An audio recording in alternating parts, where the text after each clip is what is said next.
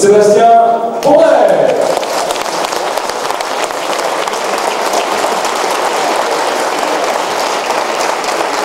Vous n'avez pas oublié de m'avoir démotivé et puis on va essayer de faire. Bien, bonsoir à tous, bonsoir chers amis. Je voudrais remercier Philippe Morancet d'organiser cette soirée au nom des amis de Sébastien Bourdais. Sébastien, on est ce soir réunis au Mans. Il y a 300 personnes qui ont fait le déplacement pour venir vous saluer. Il y a le fan club, il y a le département qui a tenu aussi à marquer sa présence. Là, c'est vraiment l'enfant du pays qu'on va interviewer. Est-ce que c'est important pour vous ce soutien, on va dire, local ? C'est surtout important de les remercier justement de me soutenir depuis de nombreuses années. Je crois que maintenant on marque le coup comme ça toutes les saisons d'une manière ou d'une autre, que ce soit ici ou ailleurs. Et c'est vrai que on partage un certain nombre de choses et c'est bien de les remercier d'être toujours à mes côtés. Alors, le compte à rebours est entamé, hein. Là on va y penser, les jours vont s'égrener, la reprise de la Formule 1 c'est le 15 mars en Australie. Dans quel état d'esprit êtes-vous actuellement? Est-ce qu'on est impatient? Est-ce qu'on est un peu anxieux? Non, on n'est pas impatient, on est un petit peu anxieux, oui, toujours. Je crois qu'avant une saison, on l'est toujours. Maintenant, on est aussi plutôt concentré sur ce qu'il va y avoir à faire, puisqu'on a 5 séances d'essai de 3 jours avant cette première échéance.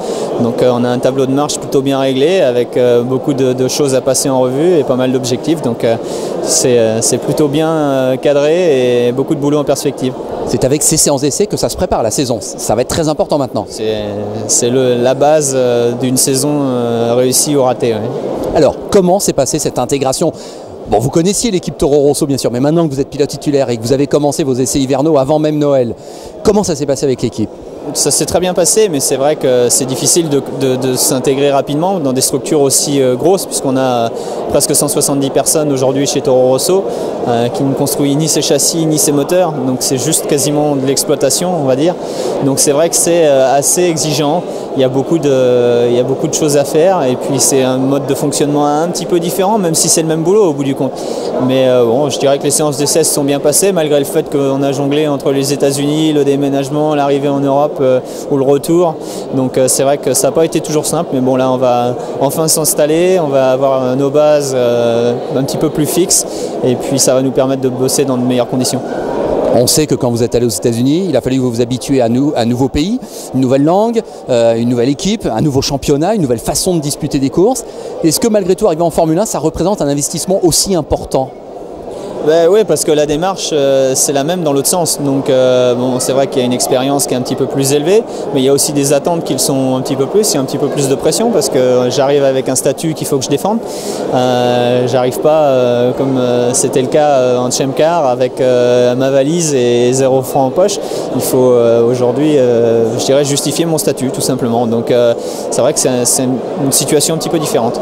Alors, est-ce que Sébastien Bourdais, avant le début d'une saison de Formule 1, sa première, il a des vrais objectifs qu'il peut nous dire? Pas vraiment, je crois qu'on essaye d'être réaliste surtout. On en saura un petit peu plus quant à nos chances de bien figurer ou pas. Savoir que forcément c'est un ratio entre l'évolution des uns et des autres.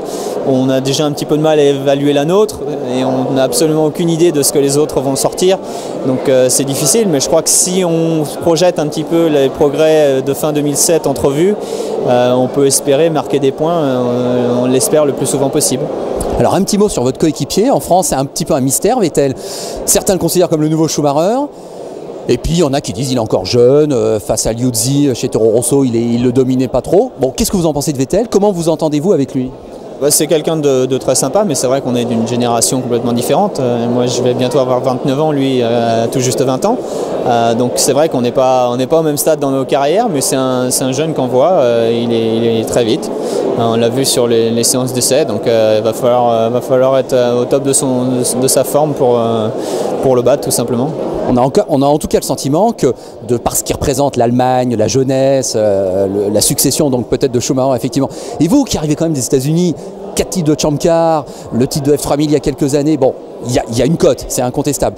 Les deux mis côte à côte, on a vraiment le sentiment que Toro Rosso, c'est formidable pour cette équipe.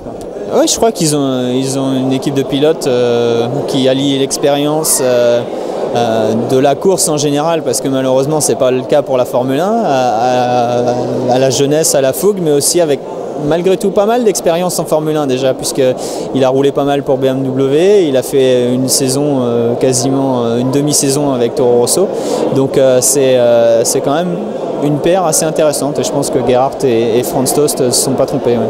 Allez, 2 petites questions pour finir. Le numéro 14, est-ce que ça vous inspire quelque chose? Vous l'avez pas choisi, vous aussi, non? Ça devait être le 15 à la base parce qu'ils ils m'avaient demandé si j'avais une préférence. Et puis bon, c'est vrai que c'était normal que Sébastien, étant déjà dans l'équipe, bénéficie du premier numéro. Mais bon, si c'est le 14, c'est le 14. Ça a porté bonheur à mon père en 309, donc on verra bien. C'est avant. Puis moi, j'avais pensé aussi à A.J. Foyt aux États-Unis, c'était le numéro mythique, il y avait un petit lien, mais bon. Et on m'a dit que vous changeriez de casque ou je me trompe? Non. On garde les mêmes couleurs. Juste le taureau qui vient se mettre sur le côté du casque, tout simplement. Allez, dernière question, le championnat, mine de rien, il y a 2 nouveaux circuits, Valence, Singapour, il y aura une course de nuit, une nouvelle équipe, pas mal de pilotes aussi qui arrivent. Ah, on a le sentiment que la Formule 1, ça bouge pas mal, vous allez en faire partie.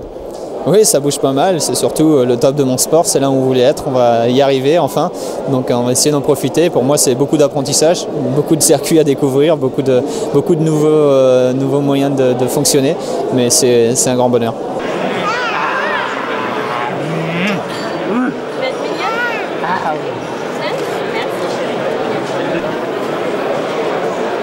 Merci.